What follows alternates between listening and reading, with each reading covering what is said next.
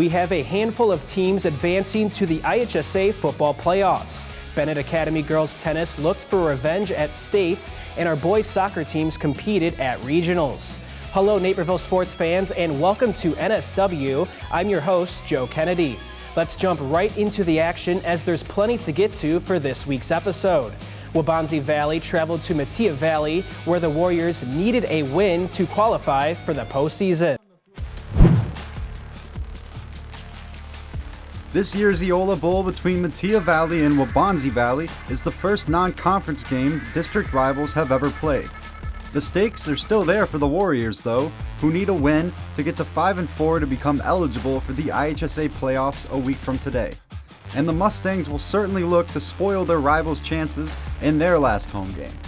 On the first drive, the Warriors have no problem getting to the red zone, and Christian Simmons goes into motion and two Metea defenders collide, freeing up Simmons on the screen pass to get into the end zone. 7-0 Waubonsie. On Metea's first play from scrimmage, a play-action fake draws the entire Waubonsie defense in, and Jake McLeod goes over the top to a wide-open Dylan Liner, who takes it 80 yards for a touchdown. Game tied 7-7 just 3 minutes in. Waubonsie continues the trading of scores, as on the next possession, Josh Sikierski finds Josh Tenney for a quick touchdown pass. The Warriors are up 14-7 now. Leading 21-7 now, the Warriors' offense goes from good to great as Sikierski lines one up to Owen Roberts for the fourth touchdown of the first half, 28-7 Waubonsie. The Mustangs try to crawl their way back in as McLeod passes to Liner, who is spun around as he fumbles. Seth Gilliland falls on it for the Warriors, and the refs signal the takeaway. A few plays later, Simmons gets the call, and nobody will bring him down. Waubonsie strike like lightning to get out to a 35-7 lead in the first half. McLeod looks to salvage something out of the half, but there's pressure in his face, and his pass ends up in the arms of lineman Leo Hobson for the interception and the second takeaway in the half. When everything is going right, why not go into the Wildcat? Simmons takes the direct snap, and the blockers execute to perfection. It's 42-7 now, still in the second quarter. Down by 5 scores, Metea must go to the air to try and find something. But all that's found is a Josh Hung interception. Hung returns it, picking up a few blockers and rumbling down within the Metea red zone. Playing with an injured leg, the senior piles it on for the Warriors. On the next play, the Warriors run an end around to Gavin Ollie Hanlon. He gets to the outside, and just look at these blocks. The Warriors run Metea straight down to the field again for a 49-7 lead. Still in the second quarter, Metea would score on the next drive, but you probably know why we're showing this kickoff return from Ollie Hanlon. He initially muffs it, but picks it up around the 15-yard line, and he's off to the races. 2 blocks are picked up before the 30-yard line, and Ollie Hanlon finds the sideline. There's nobody to beat for the junior after the 50, and his second touchdown in 2 minutes helps Waubonsie take a 56-14 lead into halftime. The Warriors go on to win 70-28 and end the year at 5-4. Metea ends their 2024 campaign at 1-8. Waubonsie will play in the playoffs next week. Waubonsie Valley was one of the final 3 teams to make the playoffs in Class 8A, seeded 30th out of 32 teams. The Warriors will play 3-seed Oswego on Friday night. Let's now check on Naperville North, who wrapped up the regular season at home against Sandburg. It's senior night for Naperville North as the Huskies host Sandburg in the regular season finale. The Huskies enter after beating Homewood Flossmoor in a thrilling overtime game, while Sandburg lost to Naperville Central. Both teams enter playoff eligible and are looking to improve their seeding going into the postseason. First play of the game, Jacob Bell throws it right to Brock Pettaway, and the race is on towards the end zone. Pettaway makes a few miss and gets taken out of bounds at the 2-yard line for a 63-yard catch and run. A few plays later, Jacob Bell rolls right and throws across to Nick Manzardo, who's in for the touchdown. North leads 7-0 early. Sandburg comes right back. On the first play of their drive, Anthony Shelton finds Charlie Snorek over the middle, who gets past the defense before being tripped up at midfield for a 29-yard gain. The drive would go down to the red zone, where Shelton throws backwards to Quinn Durkin, and he pushes into the end zone for the touchdown to tie it up at 7. A couple North possessions later, Bell takes the ball and pumps before throwing it deep to Quinn Morris, who extends and makes the catch in the end zone. The 35-yard touchdown bomb puts North back in front, up 14-7. Now tied at 14 on the next Husky drive, they are forced to punt, but it's blocked by Jaden Weaver. The ball bounces at the 25 to give Sandburg quality field position before the half. However, on the Sandburg drive, Shelton looks to the end zone, but his pass is picked off by Edward Mumford, who gives the Husky defense a much-needed takeaway. On Sandburg's next possession, Shelton goes deep again into tight coverage, and it's Mumford again with the interception. He brings it out to midfield where the Huskies kick a field goal and go up 17-14 at the half. In the third, North forces a punt and the ball bounces to Zach Malley at midfield. The Huskies evade a handful of Eagles and pushes deep into Sandburg territory for a 24-yard punt return. North capitalizes a few plays later as Bell throws deep again for Finian Bertag. The tight end makes the catch through contact and crosses the goal line. The Huskies are up 24-14 to open the third. Sandburg storms back and are now down 24-21 as their run game makes an impact. Luke Basiorka takes the rock and runs past the defense into Husky territory before finally being brought down inside Husky territory. Now down in the red zone, Basiorka pushes up the left side and rumbles his way in for an 18-yard touchdown run to put the Eagles up 28-24. After a touchdown to give North a 31-28 lead, the Husky defense steps up. Shelton looks over the middle, but he throws another interception, this time to Husky Aiden Paparja. It's one of 5 interceptions thrown by Sandburg on the night. On the ensuing drive in the fourth, the offense converts as Bell throws to the back of the end zone where Ian McConaughey comes down with it inbounds for the score. Both teams would trade points, but Naperville North comes out on top with a 44-34 triumph over Sandburg. The Huskies finished the regular season at 7-2 and await playoff seeding.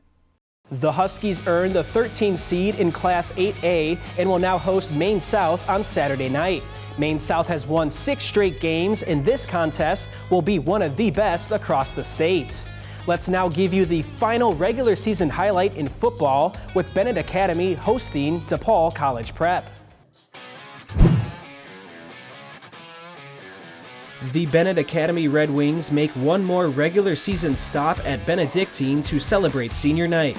They welcome the 6-2 DePaul College Prep Rams, a team that just lost a tough overtime game at St. Francis. The winner of tonight's contest will be crowned champions of the ESCC Purple Division. We'll pick the action up in the first quarter with the Rams on the 5-yard line. Juju Rodriguez bounces around the pocket until he finds Brandon Peavy open in the back of the end zone for the first score of the game. DePaul College Prep is up 7-0. After a defensive stop, the Rams are back on the field. Rodriguez feels the pressure from Liam Rooney and tries to escape, but then he flips it up and Jack Clevenger is there for the interception. He's got a lot of green ahead of him and no one is going to catch him. Clevenger returns at 70 yards for the score, tying the game up at 7 with 7 minutes left in the first.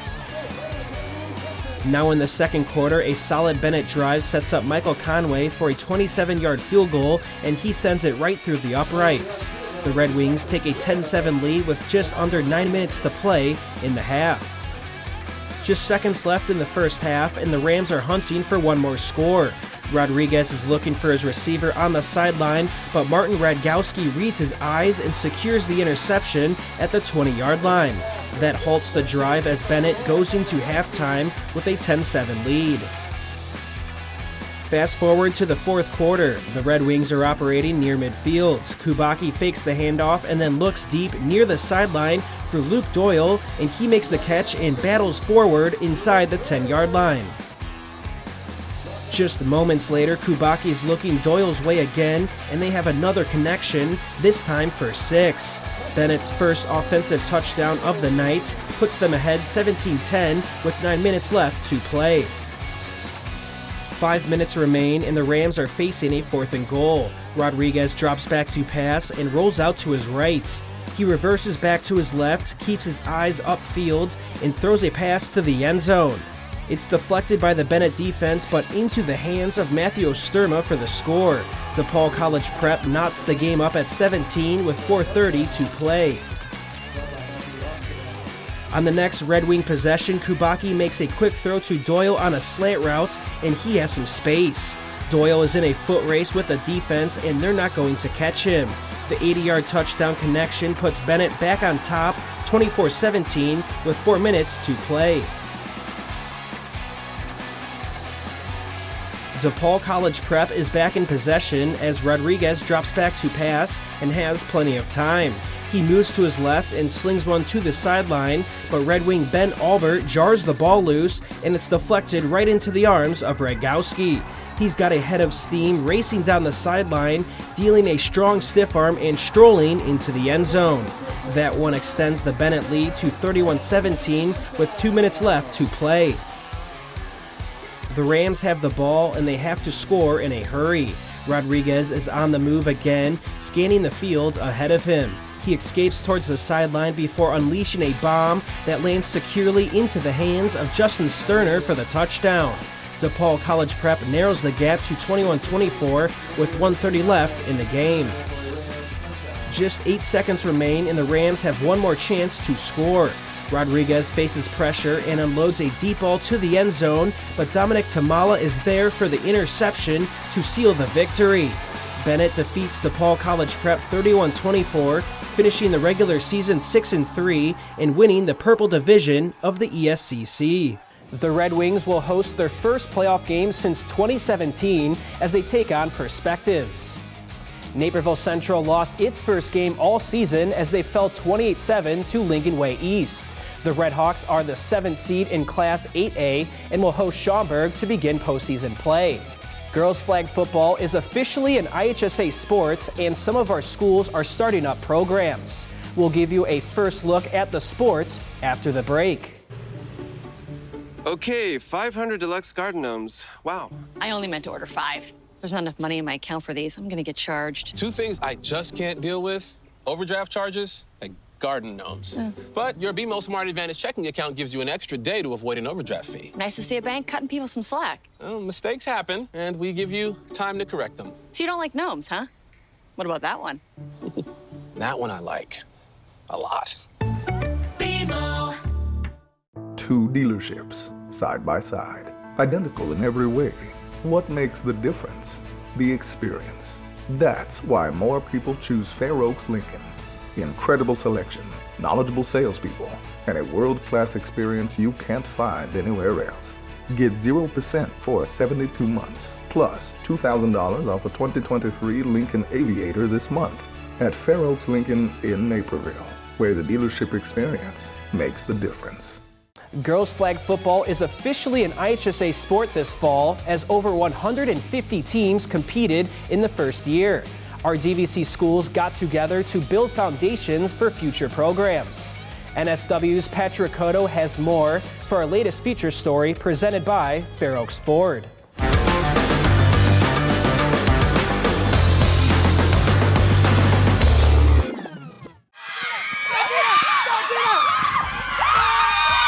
With the passion to match their male counterparts on the gridiron, 2 inaugural girls flag football teams kicked off on October 18th, with Naperville North hosting Metea Valley and DeKalb, while Naperville Central played its first game on Saturday, October 19th. Me and my dad would play catch when we were younger, and I just really like throwing the ball, so I always watch football too Sunday night. On October 19th, 2024, girls flag football wrapped up its inaugural IHSA season with Frems defeating Rockford Guilford for the state championship. Over 150 teams participated as members in the first year as an official sport in Illinois. The DuPage Valley Conference schools, including 3 of our local schools, did not compete in the IHSA this season. Area schools did not have the infrastructure to jump into full competition this year, but instead, they used this fall to build foundations for future programs. This is a passion project for an awful lot of people that started with discussions in the spring and really kind of came to life later in July, early August. And so, I mean, to see where we started, that very first scrimmage on a Sunday afternoon in September, to see the game actually happening is a lot of fun. It was amazing seeing so many girls have interest in like playing sports. It's amazing to see like girls like trying out to be like more athletic and like playing football. Go, go, go, go! Each team from our area spent 1 day a week at practice until their first and only games of the season in October.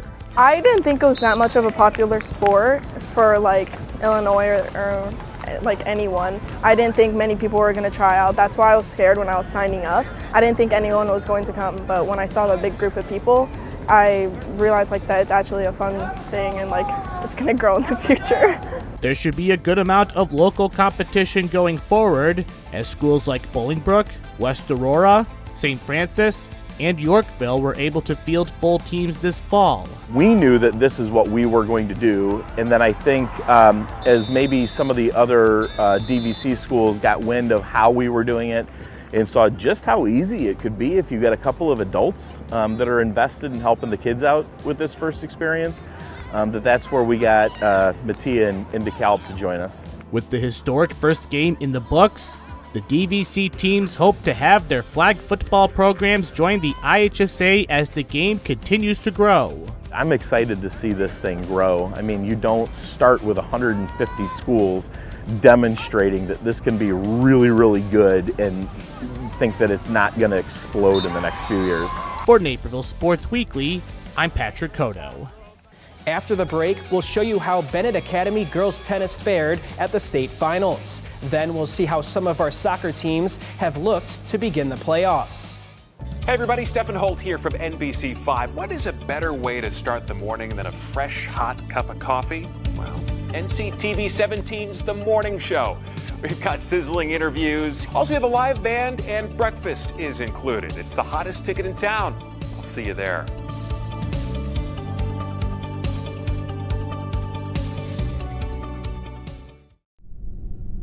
We live in a safe community, but not a crime-free community.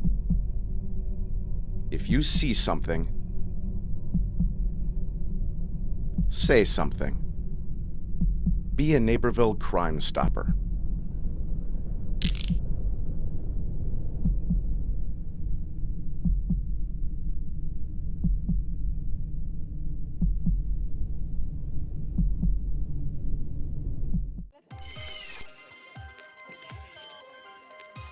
Bennett girls tennis heads into the final day of the 1A IHSA state finals with a 7-point lead and has all but secured the state trophy. Meredith Converse and Lily Lopatka made it to the consolation quarters in singles, with Converse also moving on to the consolation semis. In doubles play, Natalie Grover and Katie Gendra went on an excellent run as they lost in the third place matchup. The Red Wings fell just 1 point short of last year's state title to UChicago Laboratory Schools. Now the Red Wings seek revenge to secure this year's state trophy as the doubles duo of Shane Delaney and Claire Lopatka face UChicago's Isabel G and Sophia Holt in the 1A finals. Let's begin with the first set as G the Maroon places the return to perfection. Bennett receives the serve and Lopatka hits it back twice. UChicago goes right at Delaney and the Red Wing is ready for it.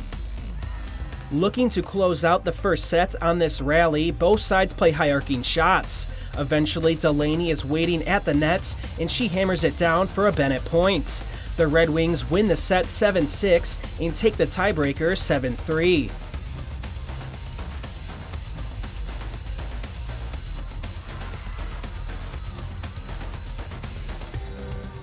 The Maroons respond well in the second set. This time it's Holt who does well at the net for the point. Then they force a third set. Once again, Holt shows off the nice touch near the net, and she guides one down for a point. The Maroons win the second set 6-4.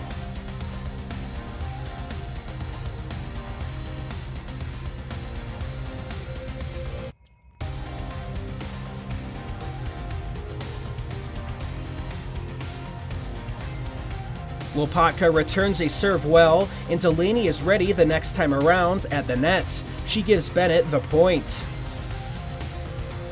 This time Bennett serves, and it's Lopatka who gets the point at the net. UChicago is staying in this third set, and G does a great job at the net for the point.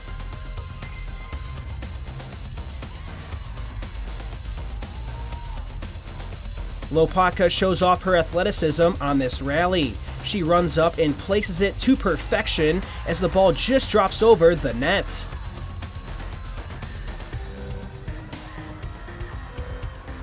Delaney returns the serve, and Lopatka is there at the net. Bennett is moments away from the state championship. On match point, a long rally ensues. Eventually, Lopatka is at the net, and she volleys one down to take home the state title. The Red Wings win the 1A doubles championship after taking the third set 7-5. Lopatka and Delaney are crowned state champions for a second straight year. After finishing second to UChicago last season, Bennett Academy walks away with this year's team state championship. It's the school's first since 2016. Naperville North boys soccer continues its quest to return to the state series with a regional final matchup against Oswego East. The Huskies have not lost a game against in-state opponents this year, including a 5-2 win against these Wolves on October 12th. North looks to win an 11th straight regional championship, with the winner tonight facing Bolingbrook or West Aurora in the sectional semis. Just a minute into the contest, the Huskies have a corner kick. Josh Pedersen swings one out to Sam Hess, who gets denied initially, but capitalizes on the second chance. Hess's fifth goal of the year gives the Huskies a 1-0 lead. North is working towards the final third with Jackson Stokes and Connor Hanrahan using the give and go. Stokes gets set up for a shot, but it goes over the crossbar. The Huskies continue to be a threat on offense, with Stokes dribbling to break free. Noah Radicke gets the ball, and it bounces back to Stokes for a shot, but it's saved well by goalie Jack Urbanowski. 20 minutes left in the first half, and the Wolves swing in the corner. It gets denied off the face of Radicke and blocked again by the Husky back line. North clears it out to hold on to the 1-0 lead. Hess wins the ball back for North and quickly recognizes the run from Stokes, who gets behind the Wolves' defense. The Husky attacker breaks free, uses a nice touch, and slots one right past the goalie. The senior picks up his 18th goal of the season to make it 2-0. With 10 minutes left until halftime, the orange and blue keep applying the pressure. Hanrahan throws one into the box where it grazes off Radicke's head and a defender before finding the back of the net. The bang-bang goal gives North a 3-0 lead at halftime. North works from the back as Colin McMahon sends one up to Radicke, who breaks free off a nice touch. The senior attacks down the left wing and is able to get free to send in a cross. He puts one into the box where a Wolves defender is there to hit it into the back of the net. 8 minutes into the second half, and North adds on a fourth goal. Peterson sends in the corner for the Huskies, where the ball bounces to the foot of Stokes, but it gets blocked. Radicke keeps fighting for the ball, winning it back, and with the goalie to beat, the Huskies scores for the brace. It's 5-0 North thanks to Radicke's 20th goal of the year. Naperville North's defense stands tall in the second half, first with this easy save by goalie Jack Bauska. Then Bauska punches the corner kick away, and the Husky back line stands tall. Hanrahan steps out to defend and does a great job, finishing with a slide tackle which results in a goal kick. Wrapping up the evening, Radicke wins the ball back and goes on a run. He dribbles through the defense, but the Wolves goalie comes out to soak it up and deny the chance. Naperville North dominates from start to finish and beats Oswego East 5-0 for the program's 11th straight regional championship. North will host the winner of Bolingbrook and West Aurora in the sectional semis on Tuesday night. Bennett Academy and Timothy Christian meet up in the IHSA boys soccer playoffs for a second straight year. The Trojans won last year's sectional title in overtime and host this year's regional final against the Red Wings. Timothy Christian took down Nazareth 7-0 in the semis, while Bennett defeated St. Francis 6-1. Bennett comes out with strong defense as Jack Wesley clears it to the foot of Trojan Josiah Batia, who gets blocked again by Wesley. Red Wing goalie Patrick Stash catches the ball to stop any chance. It's Timothy Christian's turn to play defense as Bennett's Will Kazan receives the ball and goes down the right flank. His cross is sniffed out by Trojan goalie Peter Bukema. After one half of play, the game remains scoreless. The Trojans throw the ball in and get an opportunity inside the box. The ball rattles around multiple players before it's secured by Stash in net. As the second half winds down, the Red Wings send in a free kick. The ball is cleared out as Wesley gets ready to send it back in. He does, but the cross goes into the hands of Bukema. After a scoreless 80 minutes, the game heads to overtime, where both teams cannot score, so let's head straight to the penalty kick shootout. Bennett's Mateo Picha starts off the PKs, getting the goalie to go right and scoring to the left. Tim Nolte is the first to the spot for Timothy Christian, and he leaves no doubt on this kick. Nolte goes top bins to tie the penalties at 1. Bennett's Jack Coolfowl plays it cool, scoring right down the middle and giving the Wings a 2-1 advantage. Owen Wise runs up for the kick and tries to go down the middle, but Stash says no. The Red Wing keeper sticks out a hand to deny the penalty. Bennett's Servio Polanco is next to hit, and he's the next Red Wing to score a penalty, going towards the right post. Timothy Christian keeps applying the pressure as Trevor Monk sees the keeper go left, and he hits it to the right. That one makes it 2-3, still in favor of Bennett. Teddy Nawrocki runs up for Bennett, and the senior rifles one into the top right corner. The Red Wings are still perfect on pens, and a save can now win it. The Trojans won't back down. Zachary Baker places one low into the left corner to keep the Pens going. Wesley looks strong defensively all night and steps up to win the game for Bennett. He places it perfectly off the left post and in to take home the regional championship. The Wings go perfect on penalties, winning it 5-3. Bennett will now play Rockford Boylan in the sectional semis.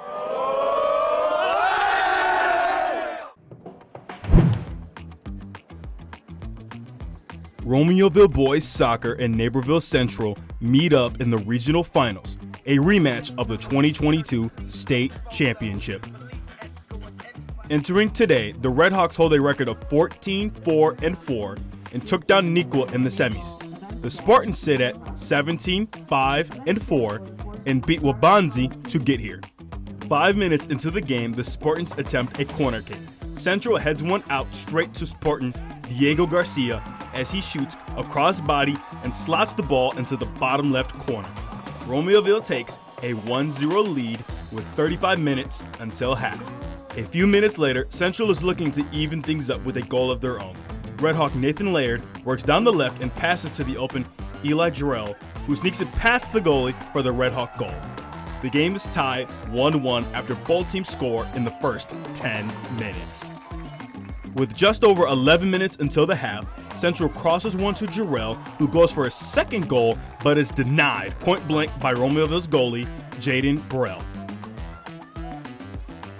With 2 minutes until the end of the first, Spartan Juan Camacho sets in the free kick. It gets headed on by a Spartan, but Red Hawk goalie Connor Waite keeps his eye on the ball and stops the Romeoville chance.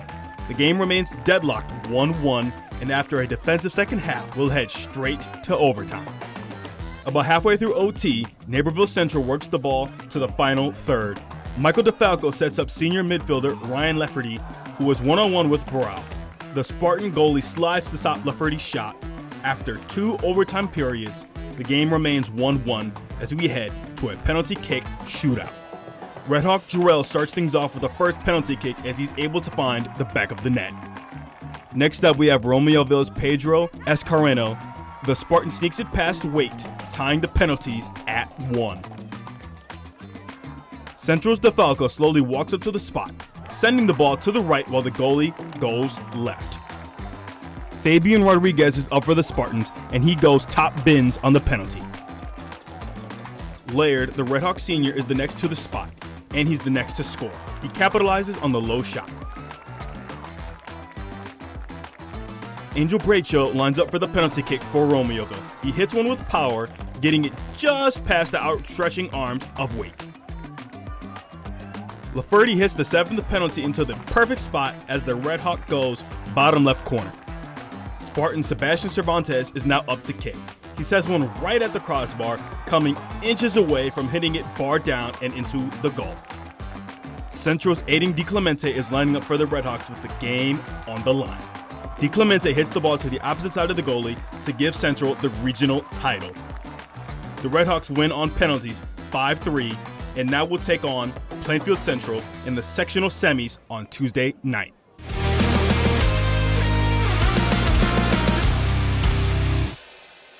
Let's head to a boys soccer regional semifinal between Mattia Valley and Marmion. Mustang goalie Patrick Maroney comes up with a hat trick of saves in the penalty shootout. First, the Mustang watches the kick, dives left, and secures the catch. Then Maroney dances around in goal, distracting the kick taker as the Mustang once again times the penalty perfectly. Marmion needs to score here, but Maroney stands on his head for a third save in the penalty shootout. His teammates run over to celebrate the win as Mattia defeats Marmion 6-4 on penalties. Wrapping up the show, we'll see how some of our teams did at cross-country regionals and DVC girls swimming. Okay, 500 deluxe garden gnomes. Wow. I only meant to order 5. There's not enough money in my account for these. I'm gonna get charged. 2 things I just can't deal with: overdraft charges and garden gnomes. But your BMO Smart Advantage checking account gives you an extra day to avoid an overdraft fee. Nice to see a bank cutting people some slack. Well, mistakes happen, and we give you time to correct them. So you don't like gnomes, huh? What about that one? That one I like a lot. When it comes to interest rates, it seems the Fed only knows one direction: up. That's not fair. If you're fed up with high rates, head over to Fair Oaks Ford. You can get 0.9% APR financing for 66 months. Now that's fair. Plus, you'll get what J.D. Power called the best customer experience in the business. Fair Oaks Ford on Ogden Avenue in Naperville. You've got a friend in the car business. Shop online 24/7 at fairoaksford.com. From the DuPage Valley Conference meet to regionals, we are back at Waubonsie Valley for girls cross country. Naperville North is looking to win another regional title after winning last year, and all our Naperville area teams are looking for a top 5 spots to qualify for next week's sectionals. The race is off, and there's a total of 84 runners in this event. Husky Shania Tandon is picking up speed to kick things off.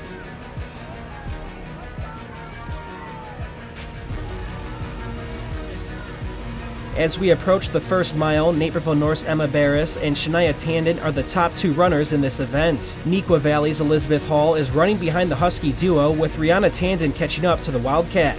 Naperville Central's Lola Satre Morales is running in between Oswego East, Macy Dick, and Emma Berglund. This also includes Waubonsie Valley's Lily Byback and Mia Bertoloni, keeping pace with some Naperville North and Neuqua Valley runners. Running down the hill, Barris extends her lead. Staying together is the Tandon twins of Shania and Rihanna. Hall and Satre Morales are right there, and another pair staying together is Dick and Berglund of Oswego East. Leading a huge pack is Husky Annika Loviza, along with her teammate Eliana White. More DVC runners follow through as we approach 2 miles.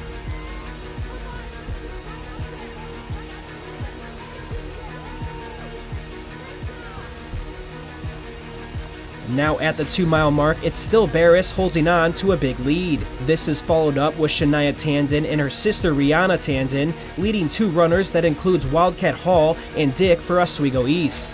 From the back is Red Hawk Satre Morales. The Warrior duo of Byback and Bertoloni are also pushing alongside Naperville North's Loviza and Oswego East Berglund. Central's Bryn Miller and Matthias Kaylee Russell are also around the top 20 with a trio of warriors from behind. Coming to the finish, Barris is crowned the regional champion with a time of 18 minutes, 0.90 seconds. This is followed up with Shania Tandon coming in second with a time of 18 minutes and 17.10 seconds. In third place, it's Dick of Oswego East. Satre Morales of Naperville Central takes home fourth, while Rihanna Tandon runs home for fifth place, and Wildcat Hall is in sixth. Waubonsie Valley's Buyback and Bertoloni end in 7th and 8th, respectively. Russell is the top Mustang, ending the day in 11th place. Naperville North Girls Cross Country takes home a second straight regional title. Waubonsie, Naperville Central, Oswego East, and Neuqua all secure top 5 spots as their entire teams will head to sectionals. Mattia Valley's Russell and Isabel Sieben qualify for next weekend's meet individually. On a breezy fall day, we are at Catherine Legg Memorial Park for the Hinsdale South 2A Boys Cross Country Regional. 11 schools are competing with 74 runners in today's race. Bennett placed second as a team at the 2023 Trinity Regional, with Finn Richards taking first place in the individual spot. With the race underway, a pack of St. Francis runners, which includes Michael Coco and Gavin Grover, lead right out of the gates. Glenbard South's Thomas Jokum and Nazareth's Daniel Lewis rounds out the top 5, with Hinsdale South's Wojak Galarski and Bennett's Finn Richards in the mix. As we head into the first mile, Bennett's Aiden Hewlett is an early leader, followed by St. Lawrence's Luis Flores. Hinsdale South's Galarski, Glenbard South's Jokum, and Bennett's Richards are also in the top 5. Marmion's Matthew Sullivan and Joseph Durando are nearby. Winding around the trees and downhill as mile 2 begins, Bennett's Richards leads a few steps over St. Lawrence's Flores and Glenbard South's Jokum. Bennett's Hewlett enjoys his time in the sun in 4th place, as St. Lawrence's Peter Mulligan is a few seconds behind. Hinsdale South's Galarski and St. Francis's Coco follows just behind. Near the end of the 2.9-mile course, Bennett's Richards remains in first place. Glenbard South's Jokum trails, as does St. Lawrence's Flores in 3rd. With the finish in sight, Bennett's Richards makes it look easy, beating his time last year and finishing at 14 minutes and 24.84 seconds. Second place is Glenbard South's Jokum, and in 3rd is St. Lawrence's Flores. A great race from the top 3. Hewlett crosses the line in 4th for Bennett, and Galarski gets 5th for the host Hornets. John Daffenberg, Matthew Sullivan, and Joseph Durando all finish inside the top 10 for Marmion. Jeffrey Lang Jr. and Griffin Schneed finish inside the top 25 for Bennett. For team scores, Marmion is first with a score of 57, St. Lawrence in 2nd, and Bennett in 3rd. Glenbard South and Wheaton Academy rounds out the top 5. Girls swimming is the latest sport to dive into the postseason, with Naperville Central hosting the DVC Championships. The Wildcats of Neuqua Valley wish to win a 3rd straight title, but the conference is full of great swimmers looking to get a big win before sectionals start next month. Let's start with the 200 medley relay. In lane 7 at the top of your screen, it's DeKalb. Coming down from there, it's Waubonsie's Bella Plude in lane 6, Naperville Central in lane 5, Neuqua in lane 4, North in lane 3, and Mattia in lane 2. As they make the first turn, it's Natalie Sierzanowski in the lead with DeKalb's Molly Allison close by. Marissa Kondrasheva helps build a lead for Neuqua as they pull ahead into senior Sophia Labar's turn. Labar reacts quickly and is off to the races. She uses her butterfly expertise to propel the Wildcats ahead by a quarter of the pool. And here's Emily Wu bringing things home for the Wildcats, who take first in the relay over Waubonsie and Central with a time of 1:48.66. Let's check out the 200-yard free now. Ava Wallen of Neuqua Valley is pacing the bunch in lane 5 as the swimmers finish their first 50. Off the flip, she extends her lead by a body length going into the halfway point. By the end, she is all by herself as the junior finishes with a 1:57.53, garnering another win for the Wildcats. Waubonsie sophomore Malini Madaman comes in second, and Central swimmer Avery Mazenheimer finishes third. Let's take a look at the 500-yard free event. Wallen continues her success in free, going from 200 yards to 500 yards seamlessly. She's built a massive lead to get off ahead. Wallen wins with a time of 5:13.67 for her second win of the day. Panning over, you can see Abby Brown of Waubonsie just barely getting ahead of Mattia's Molly Schalk, who gets third in the best finish on the day for the Mustangs. The 50 freestyle sees Carolina Pieter and Crystal Yu of Nequa neck and neck with Anna Hunchurik and Kaylin Ball of Waubonsie. Everyone is right by each other as they make the turn into the last stretch. It's still too close to call out of the turn as the swimmers make their way down. Pieter and Yu start to pull ahead of the Waubonsie swimmers in the middle lanes, and Pieter in lane 3 inches closer and closer and comes in first with a time of 24.84, 0.3 of a second quicker than her teammate. Bear with me on one last individual freestyle event. The 100-yard free is Carolina Pieter's chance to double up on freestyle wins, but DeKalb's Molly Allison is right next to the Wildcat sophomore. You can see them as the two black caps at the bottom of the screen. Waubonsie's Hunchurik is in the lane above. In the last 25 yards, the same swimmers are mirror images of one another. Pieter and Allison are extremely tight, and as they hit the wall, it's Pieter with a 54.38 that edges out the 54.82 of Allison. Hunchurik comes in third for Waubonsie. 100-yard fly is the next event. Nequa's Labar and Waubonsie's Bella Plood are first and second in the middle lanes, with Labar inching ahead into the first flip turn. Central's Lauren Eschmeyer in lane 3 is right behind. In the final stretch, Labar has a good lead, with Plood and Eschmeyer coming in right after her. Labar's winning time is 58.09, and Nequa's winning ways continue in the individual events. It's tight across the board in the 100-yard backstroke finals. Shannon Shu of Central, Wu, Plood, Nequa's Charlie Satlick, Allison, and Central's Elena Barrett are all competing well into the first turn. Into the final stretch we go, and Plood, Wu, and Shu are the few closest at the top. Shu gets ahead by just a bit and hits the wall first with a time of 1:01.11, inching out Wu by 0.2 of a second and getting Central onto the winner's podium at home. In the 100-yard breaststroke, Pasha Mantell and Sophia Pieter have gotten a good lead after the first 2 laps. In the final stretch now, Mantell extends her lead, and Pieter follows with Nequa's Alice Mang and Central's Macy P. Foltz filling out the 3rd and 4th results. And in the last event of the day, the 400-yard freestyle brings the heat. Labar starts things off for Nequa, with Ball starting for Waubonsie. Avery Masenheimer is in lane 6 at the top for Central, and Michaela Paulding is leading off for the Mustangs in lane 2. But it's Nequa who gets off to the races with the other 3 teams close together behind. Nequa have no trouble pulling ahead with a 3:37.21, Waubonsie come in second, and Central come in third, and Mattia come in at 4th. In the end, the Nequa Valley Wildcats won't be denied their 3rd straight DVC title. Waubonsie comes in 2nd place, the hosts Central are in 3rd, North came in 4th, Mattia came in 5th, and DeKalb comes out in 6th. Sectionals will begin in 2 weeks. That wraps up a busy and exciting week across all our fall sports. Make sure to come back again next week for another show filled with postseason coverage. You can find all our highlights, feature stories, and community sports on nctv17.org. You can also find us on social media at NCTV17 on Facebook, Twitter, and Instagram. For Naperville Sports Weekly, I'm Joe Kennedy.